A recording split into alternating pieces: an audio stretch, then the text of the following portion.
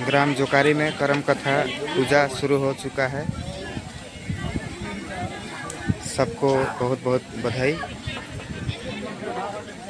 यहाँ महाराज जी बैठे हैं, देखिए पूजा शुरू हो चुका है और इधर पूरा पार्वतीन सब चारों ओर एक भाव में पूरा बैठे हैं, देख सकते हैं।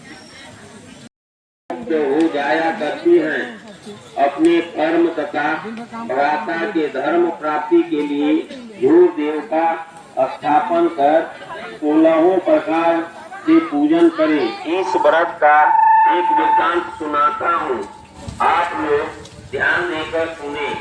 पहले सतयुग में पूज्य शर्मा नाम के एक राजा थे। उन्हें 2 पुत्र थे। उनका नाम करम और धर्म था।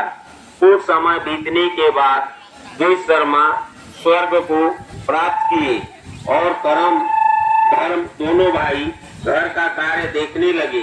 धर्म की स्त्री सुंदर स्वभाव वाली तथा पतिव्रत धर्म का भली भांति पालन करने वाली थी और करम की स्त्री कर्कशा तथा नित्य प्रति झगड़ा करने वाली थी।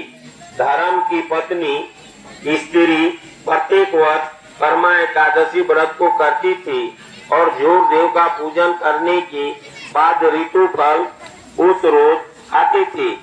दूसरे दिन प्रातः काल नित्य कर्म से निवृत्त होकर दधी और भात कर्मी के साथ पारण करती थी। इस व्रत के प्रभाव से हर एक प्रकार के विघ्न नष्ट हो जाते हैं और इस मृत्यु लोक में सुख भोग कर अंत में स्वर्ग की प्राप्ति होती है। कर्म की कर्कशा स्त्री कभी भी व्रत नहीं करती थी और सर्वदा भात बनाकर माड़ को खराब स्थान में फेंक देती थी। इस कुकर्म से उसके कर्म गृह छोड़कर भाग गए। अनंतर राजा भी अपने कर्म को ढूंढने के लिए जंगल को प्रस्थान किए। रास्ते में राजा अपने एक मित्र के यहाँ कुछ समय के लिए ठहर जाते हैं, किंतु वहाँ भी उनकी विपत्ति पहुँच गई। चोरों ने उनके मित्र का धन अपहरण कर लिया। राजा वहाँ से भी जंगल के लिए प्रस्थान किए। वन में राजा ने आम्र का पेड़ फल फूल से संपन्न देखा तथा उस वृक्ष पर एक भी पक्षी नहीं थे। उसके फलों में करोड़ों कीड़े पड़ गए थे। राजा वहां से भी आगे के लिए प्रस्थान किए। राजा अपने कर्म को दौड़ते हुए जा रहे थे कि वन में इधर उधर दौड़ती हुई गौ को देखकर पूछा कि तुम कर्म को जानती हो? गौ ने कहा, मैं कर्म को नहीं जानती हूँ। राजा व्याकुल होकर अपने जीवन से निराश होकर तथा दीर्घ गर्म श्वास को छोड़कर यमुना के तट पर गिर पड़े। ऋषि के स्वरूप को बनाकर उनका कर्म बोला कि इधर आओ तथा उनका दाहिना हाथ पकड़कर यमुना में प्रवेश करते गए। वहां जाकर राजा ने पूछा, हमारे घर को छोड़कर मेरे कर्मदेव भाग गए हैं, इस कारण से मेरी संपूर्ण संपत्ति नष्ट हो गई है। यह सुनकर कर्मदेव राजा से बोलते गए कि तुम घर जाकर भक्ति के साथ कर्मा का एकादशी व्रत को करो। इस व्रत के प्रभाव से पापों से छूटकर तुम उत्तम सिद्धि को प्राप्त करेगा।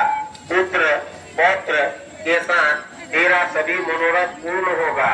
तुम घर जाकर कर्मा एकादशी व्रत तथा जूर का पूजन भक्ति के साथ करो। सब पापों से मुक्त होकर मरने के पश्चात तुम परम पद को प्राप्त करेगा। कीर्तन को श्रवण करेगा तथा भाद्रपद मास में भूत देव का पूजन करेगा। वह इस मृत्यु लोक में सब पापों से मुक्त होकर अंत में परम गति को प्राप्त करेगा। राजा ने ऋषि से पूछा कि हे देव, मैंने वन में जो गाय और वृक्ष देखा वे कौन थे? ऋषि बोले, हे राजन, वह वृक्ष दूसरे जन्म का विद्वान पंडित था, किंतु शास्त्र में निपुण होकर भी विद्यार्थियों को विद्या दान नहीं दिया। इसी कारण फूल को मत से फेंकिए हो इधर। गया। जो फूल को इधर मत फेंकिए। जीता है वह पृथ्वी है। उसने पहले किसानों के बीज को चुराया था, इसी कारण से उसका पीता है। यह कर्म देव अंतर्ध्यान हो जाते हैं। राजा भी घर आकर व्रत करना प्रारंभ करते हैं। परम मृत्यु लोक में सुख भोग कर अंत में परम गति को प्राप्त करते हैं। इसलिए आप लोग भी कर्मा के समान परम कर्मा के समान गुरु का पूजन करें और कर्म कर्मा के वृत्तांत का श्रवण करें। हे विप्र, यह सब व्रतों में उत्तम व्रत है। आपको सुनाया, इस व्रत को करने से मनुष्य सब पापों से छूट जाते हैं। इसी श्री कर्मा एकादशी व्रत कथा समाप्त। हरि बोल, हरि बोल।